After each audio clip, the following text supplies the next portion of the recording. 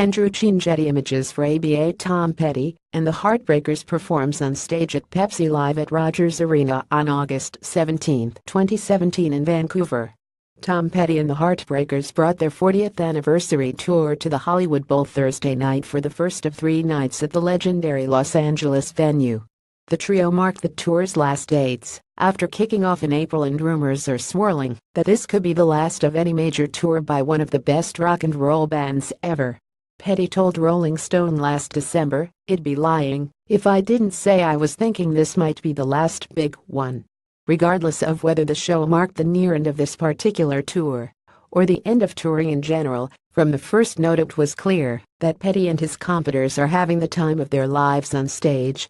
Here are the 5 best things about the show. Petty's giddiness. Petty can often be inscrutable on stage. That's always been part of his charm. What exactly is going on behind those sunglasses? Last night it was clear that his dominant emotion was joy. He was effusive in thanking the audience over and over again, and delighted in playing his adopted hometown.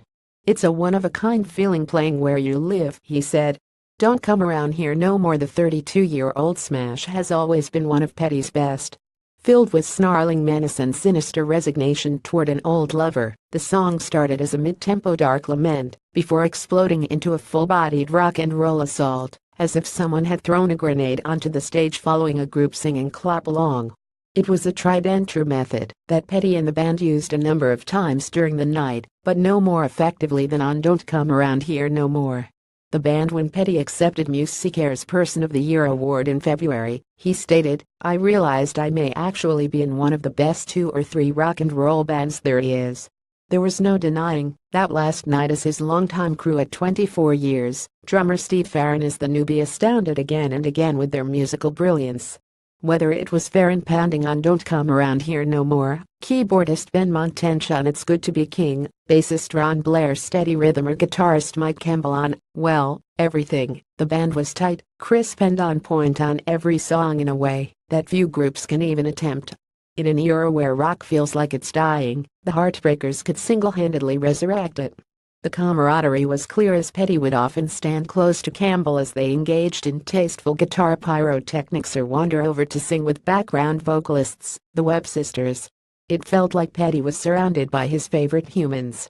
His hilarious introduction for Campbell, whom he met in 1970, was worth the price of admission. The Wildflowers triptych. The 40th anniversary tour supposedly supplanted a Wildflowers tour Petty had planned to commemorate a reissue of his 1994 solo set.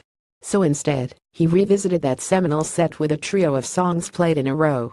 He kicked off with "It's Good to Be King," extending the 5-minute tune to nearly twice that length with a muscular jam at the end that engaged the full band in musical hand-to-hand combat, before veering into the seldom performed "Crawling Back to You," and completing with a gentle "Wildflowers" to show the full range of the album.